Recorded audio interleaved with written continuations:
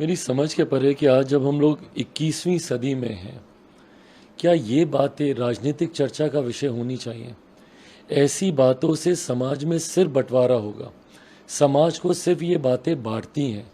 छोड़ दीजिए ना लोगों की व्यक्तिगत आस्था पर, किसको किस धर्म का पालन करना है, किसको किस धर्म का पालन नहीं करना है, कौन आस्तिक है, आस्तिक होकर कौन किस में आस्था रख रहा है, कौन नास्तिक रहना चाहता है, ये तमाम इंडिविजुअल कंसर्न्स हैं, ये व्यक्तिगत विचार हैं। और जिसको जिस विचार के साथ सहमति है उसको पूरी स्वतंत्रता है हमारे देश में। और यही सर्वधर्म सद्भावना की भावना होनी चाहिए, जहाँ पे सारे धर्मों का एक बराबर सम्मान किया जाए। ऐसे में जब आप ऐसी बातें बोलते हैं तो कहीं ना कहीं समाज में असंतोष, समाज में बंटवारा करने का आप प्रयास करते हैं। लोगों की भावनाओं को, लोगों की आस्था के साथ आप खिलवाड़ करते हैं, जो कि कहीं से भी उचित नहीं है। भारत विभिन्नताओं का देश है, यहाँ पर वेशभूषा से लेकर बोलचाली से लेकर अलग अलग धर्म हैं, अलग अलग संप्रदाय हैं, अलग अलग कल्चर्स हैं, रीति रिवाज हैं, और हमारे देश ने हर किसी का सम्मान किया है। तो ऐसे में आप कौन होते हैं भैया इस बात को निर्धारित करने वाले कि कौन सा धर्म सही, कौन सा धर्म गलत? ये लोगों की आस्था पे छोड़ दीजिए ना। और इसमें कहीं ना कहीं जब राजनीतिक बयानबाजी आती है, ये समाज में और बड़े बंटवारे उत्पन्न करने का ये लोग कार्य करते हैं। किसी राजनेता को क्या ज़रूरत है किसी की भी आस्था से खिलवाड़ करने की? और उसके बाद ताज्जुब मुझे इस बात का भी होता है इसकी टाइमिंग को लेकर। ये बयान कब आया? ये बयान तब आया जब तीसरी बैठक विपक्ष की हुई, और विपक्ष की बैठकों में, पिछली 3 बैठकों में हम लोगों ने देखा है कि अलग अलग समय पर, क्योंकि इन्होंने कंस्ट्रक्टिव तो कुछ किया नहीं, जो विपक्ष अभी तक एक अपना लोगो तक डिज़ाइन नहीं कर पाया, तो नीति और नेता चुनना तो बहुत दूर की बात है भाई। पर ऐसे में हम लोगों ने देखा कि इन तीनों बैठक के बाद अलग अलग दल के लोग आए, उन्होंने अलग अलग जानकारियां दी। पिछली बार जब INDI का नाम आया तो वो किसी और ने बताया, अगली बैठक कहाँ पे होगी वो कोई और दल का नेता बता रहा है। इस बार भी सुप्रिया जी ने बताया कि भाई अगली बैठक संभवतः शायद दिल्ली में होगी। तो अलग अलग लोग इस बैठक से जब निकलते हैं तो अलग अलग बयानबाजी करते हैं, जो उस बैठक में जो चर्चा होती है। तो क्या ये चर्चा भी उसी बैठक में हुई? क्या मुंबई में जो बैठक हुई, क्या उसमें सनातन धर्म का विरोध करने को लेकर एक आम सहमति बनी? क्या उसमें ये चर्चा की गई कि बाहर जाकर हम लोग सनातन धर्म का हम लोग विरोध करेंगे, ताकि इसमें समाज में फिर एक बार विभाजनकारी सोच को बढ़ावा दिया जाए और उसका राजनीतिक लाभ ये तथाकथित जितने विपक्षी दलों का गठबंधन है, जो घमंडिया गठबंधन है, ये लोग उसका लाभ ले सकें? अगर इस सोच के साथ या इस सोच का जन्म अगर उस बैठक में हुआ है तो ये खतरनाक है।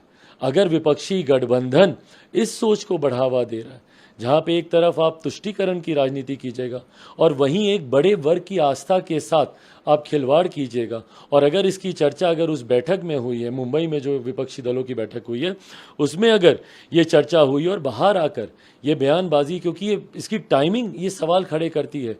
बैठक खत्म हुई, उसके 1 दिन के बाद इस तरीके से बयानबाजी आने लग गई, और उसके बाद रह रह के जिस तरीके से समर्थन मिल रहा है, चिदम्बरम साहब के यहाँ से इनको समर्थन मिल रहा है, अभी खड़गे जी जो मंत्री हैं वहाँ पे प्रियांक खड़गे, उनका जिस तरीके से इन बातों को बल मिल रहा है, तो ये तो कहीं ना कहीं लग रहा है कि भैया संभवतः उस बैठक में ही ये चर्चा हुई हो। ऐसे में मैं तो चाहूँगा कि तमाम राजनीतिक दल अपना स्टैंड इस पर क्लियर करें, बताए राष्ट्रीय जनता दल के तमाम नेता कि भाई उनका क्या स्टैंड है, क्या वो सहमत हैं? यही होना चाहिए। और एक बड़े वर्ग की आस्था के साथ आप लोग खिलवाड़ कीजिएगा ये सारी बातें बोलकर।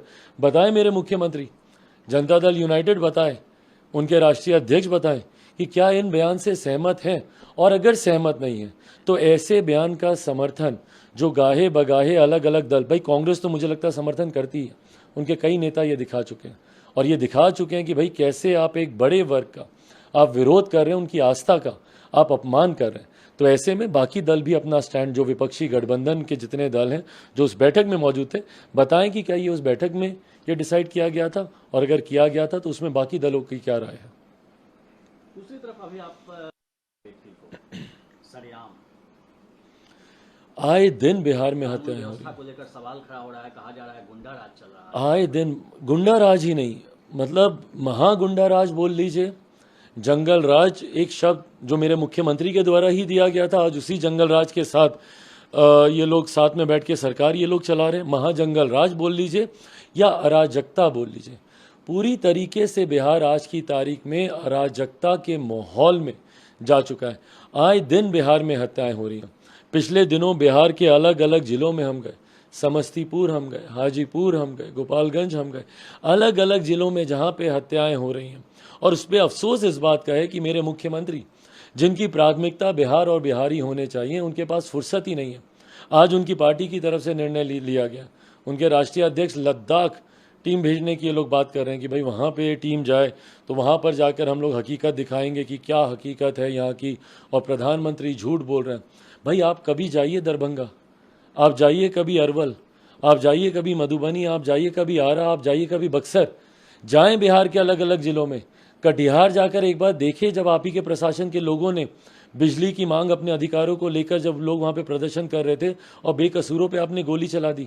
बच्चियों का जो बलात्कार वहाँ पे हो रहा है, कभी एक बार भी इनके राष्ट्रीय अध्यक्ष ललन सिंह जी ने वहाँ पे जाना जरूरी समझा? लद्दाख जाने की फुर्सत है इनके पास, इनके मुख्यमंत्री के पास अपनी अर्जी लेकर हर दरवाजे पे जाने की फुर्सत है, इनके पास विभाजनकारी बयान देने की फुर्सत है। भाई ये बयान स्टालिन जी का जो आया, इसी तरीके का सनातन धर्म का विरोध तो इनके मंत्रिमंडल के मंत्री कर चुके हैं, उस पर ये लोग खामोश रहते हैं। कभी रामचरितमानस को गाली देंगे, कभी रामायण के बारे में अलग अलग बातें बोलेंगे। तो ये इनकी सोच दिखाता है।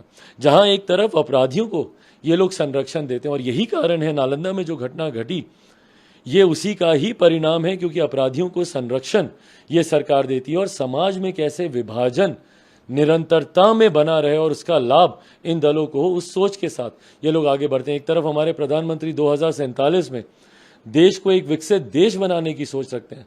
आए दिन वैज्ञानिकों के माध्यम से हो, जवानों के माध्यम से हो, बिहार के देश के युवाओं के माध्यम से हो, देश कैसे विकास की राह पर आगे बढ़े, कैसे हम लोग देश की 5वीं सबसे बड़ी अर्थव्यवस्था से 3री सबसे बड़ी अर्थव्यवस्था की ओर हम लोग जाएं। इन तमाम चीज़ों पर हमारी केंद्र सरकार और देश के प्रधानमंत्री चर्चा कर रहे हैं। और ये लोग किस पे चर्चा करते हैं कि सनातन धर्म को खत्म कर दिया जाए। रामचरितमानस पे लोग चर्चा करेंगे, अपराधियों को संरक्षण देने की बात करेंगे। तो ये विपक्षी दलों के गठबंधन को दिखाती है, इनकी अराजकता की सोच को दर्शाता है।